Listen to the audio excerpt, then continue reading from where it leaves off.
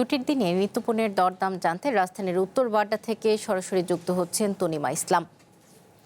তনিমা, টানা বর্ষণ আর বন্যার প্রভাব কতটা পড়েছে রাজধানীর নিত্যপণ্যের বাজারে? আজ তো শুক্রবারের বাজার, ক্রেতা বিক্রেতাদের স্বাভাবিকভাবে অনেক ভিড় রয়েছে। তাদের কেমন সবজির চাহিদা রয়েছে এবং তাদের বক্তব্য কি জানাবেন? সদা, আপনি দেখছেন যে আমি বর্তমানে আছি রাজধানীর উত্তর বাড্ডার আলীর মোড় কাঁচা বাজারে। এখানে এসে ক্রেতা এবং বিক্রেতা উভয়ের সঙ্গেই কথা বলেছি আমি, যেখানে বিক্রেতারা বলছেন যে গেল কয়েকদিনের টানা বৃষ্টি এবং বন্যার কারণে বাজারে বেশ কিছু জিনিসপত্রের দাম বাড়তি। গত সপ্তাহের তুলনায় সবজি, ডিমের দাম অনেক বেশি দামে বিক্রি হচ্ছে। আমি যদি কাঁচা বাজারের দাম বলতে যাই তো দেখা যাচ্ছে যে গত সপ্তাহে 70 থেকে 80 টাকা কেজি বিক্রি হওয়া বেগুন 140 টাকায় বিক্রি হচ্ছে, যা 40 থেকে 50 টাকা বেড়েছে। পটল বিক্রি হচ্ছে 50 টাকায়, যা আগের সপ্তাহে ছিল 40 থেকে 30 টাকা। ঢ্যাঁড়স 40 টাকা বেড়ে এই সপ্তাহে 80 টাকায় বিক্রি হচ্ছে। করলা বিক্রি হচ্ছে 120 টাকায়, যা আগের সপ্তাহে ছিল 80 টাকা।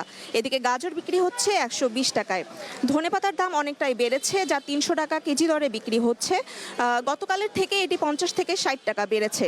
এদিকে পেঁয়াজ, ফার্মের ডিম এগুলোর দাম প্রায় স্বাভাবিকই রয়েছে। রসুন বিক্রি হচ্ছে 120 টাকায়। চালের বাজারে পোলাওয়ের চালের প্যাকেট বিক্রি হচ্ছে 190 টাকায়, আর খোলা চাল বিক্রি হচ্ছে 170 টাকায়। মাংসের বাজার আগের মতোই রয়েছে। গরু বিক্রি হচ্ছে 750 টাকায়, ফার্মের মুরগি বিক্রি হচ্ছে 170 টাকায়। ক্রেতারা অভিযোগ করছেন যে বৃষ্টি ও বন্যাকে কেন্দ্র করে প্রায় প্রতি সপ্তাহেই নিত্য প্রয়োজনীয় পণ্যের দাম বাড়ছে। এতে সবচেয়ে বেশি চাপে পড়ছেন নিম্ন ও মধ্যবিত্ত পরিবারের মানুষ। মূলত বন্যার কারণে আবাদি জমি ক্ষতিগ্রস্ত হওয়ায় জিনিসপত্রের দামে এমন বাড়তি দর যোগ হয়েছে, এমনটাই বলছেন বিক্রেতারা। বন্যা পরিস্থিতি দ্রুত স্বাভাবিক